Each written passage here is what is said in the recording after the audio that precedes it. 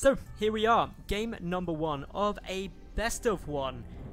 Gonna be a lot of fun here. I'm very interested to see exactly how this game is going to be going down on Frost. They're in the vertical spawn positions at the moment, and as you can see, we're sitting in quite a nice spot. Down in the lower left hand position, as the orange Protoss player, we have got DirDevil, playing for the Dead Generation. And his opponent, up to the top left, the pink Zerg, representing Vega Squadron, none other than JonnyREcco. So, this should be quite a nice, good, fun game. ZvP, one of my favourite matchups. Actually, if I had to pick a favourite matchup, I think it would be Zerg versus Terran.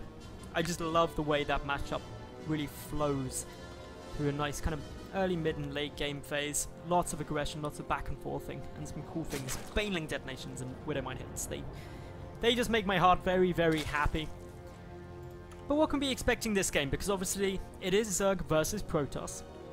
Some of you in the audience, you might be sitting there and going, well, Madals, it's a Protoss player. It's gonna be some kind of cheese. It's gonna be a 2-base all-in, and if that doesn't work, they're just gonna go straight towards High Templar or Colossi because they're overpowered. Other people in the audience, you'll be like, doesn't matter, Swarm hosts, Protoss player dead. I reckon this could be a very interesting game though, because they're in the vertical spawns. It does make it a bit of a shorter map. Rush distances can be quicker. And gone are the days where Recco was nothing but a macro Zerg. He's not afraid to get aggressive now, not afraid to go for an all-in, not afraid to put on pressure if he thinks it's necessary. Also, the days of a Protoss player only 2-basing are very, very far gone. Greedy third bases, I'd almost argue, are more common, especially on a bigger map such as Frost. Recco, he's opened with that hatchery into a spawning pool, so he's not doing anything too insane yet. Just slightly more economical than some Zergs would play, leaves you a little bit more exposed going for that hatchery before the pool. But nothing as greedy as going, say, hatch pool or something along those lines. And on Frost, a big 4-player map, as I've previously mentioned, you're going to be fairly safe doing that sort of thing. Meanwhile, DirDevil, he's got a gateway expand. 1 gas, 1 gate, 1 cybercore, and soon to be 1 nexus. Playing it nice and steady, really standard. This is a best of 1, remember, so being a best of 1, you've got to be a little bit cautious. You can't afford to lose the game, obviously, because then you'd be out. But also, you know you've got to take some risks somewhere. And it's the same in any game of StarCraft. It's quite often not the player who does the most right, it's the player who does the least wrong. So, checking around at the moment, just seeing if we get much else going on. But it looks like just nice simple scouting patterns. Is that it? Gonna be wandering up here. Gonna be trying to take a little peek, say, okay, what's going on? Do you have a third base yet?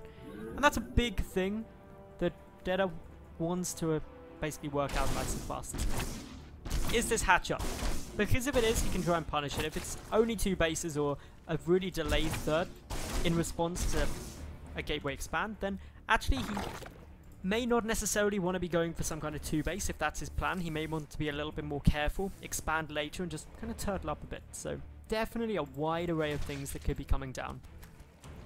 Recco, on the other hand, he's seen that the natural base came down quite late, knows it's a gateway expansion, hasn't yet seen the forge at the front, but hey, you can assume that there's not really much to worry about until about 6 minutes-ish at the earliest is when you need to come and check. And obviously these overlords, these lings are going to be coming over the overlord at the back as well, going to be trying to sneak and ninja his way up into the main base.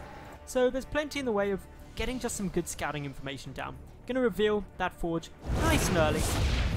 And this is just Recco getting all of the information required. Seeing +1 certainly does give away a couple of things. It could be a real late gameplay, it could be some kind of gateway timing.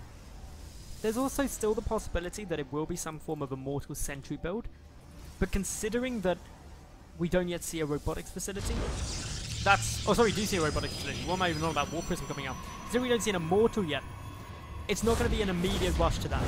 With the War Prism coming down first, it's a lot more likely that we're going to just get a light bit of pressure come through using those Warpins, maybe some Zealot drops, maybe a couple of maybe a sentry drop into the main is also a possibility, but it's then going to be followed up by an Immortal build. There's also too few gateways for this to be a full-on kind of play into an Immortal sentry. There's only 2 down at the moment, so this is really rushing out this War Prism. Zealots get cancelled, War Prism has to go flying away. Good response by REcco, bringing those queens over. Just making sure the War Prism isn't able to unload anything or warp any units in. Lair now coming down, 3 bases happily secured up for REcco. Whereas over on DirDevil, he's got 1 Immortal that was briefly having a bit of a seizure there. He's stopped doing that, he's calmed down. He's got his War Prism, his Mothership Core out the front, just keeping an eye on anything that could be trying to come up the ramp, attempting to find any information there. Otherwise, this is all looking a pretty standard game. The big thing is that the 5 gates are now in production. So this is an Immortal Sentry play, almost definitely.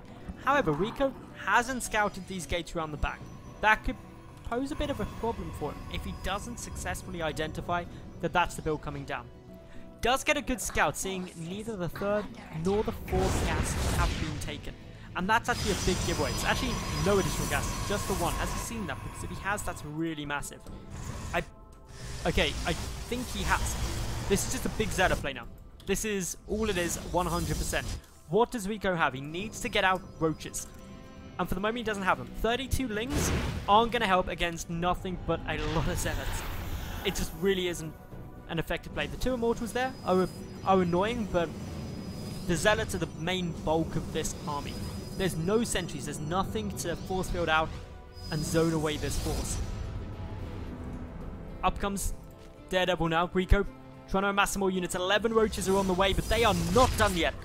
A few popping through now, but it's not that many. The Queen's also backing out. This is going to be a very tense situation.